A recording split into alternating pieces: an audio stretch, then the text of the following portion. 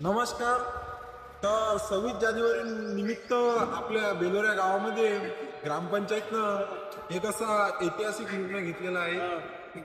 तर गावकरी मंडळी तसंच ग्रामपंचायतच्या वतीनं आपल्या जिल्हा परिषद शाळा वाचवण्यासाठी ज्या मुलांची ॲडमिशन जिल्हा परिषद शाळेमध्ये केलेली आहे त्या घरचे पालकांची जे घरपट्टी असते, त्याच्यानंतर पाणी बिलाचा टॅक्स असते, ते ग्रामपंचायतनं माफ केलेलं आहे.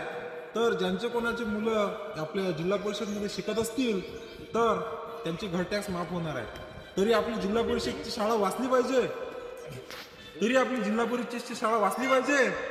म्हणून हा निर्णय घेण्यात आलेला आहे. तरी तुम्ही आपली जिल्हा परिषद शाळा वाचली पाहिजे, त्यासाठी तुम्ही स्वतः पण प्रयत्न केले पाहिजे. धन्यवाद.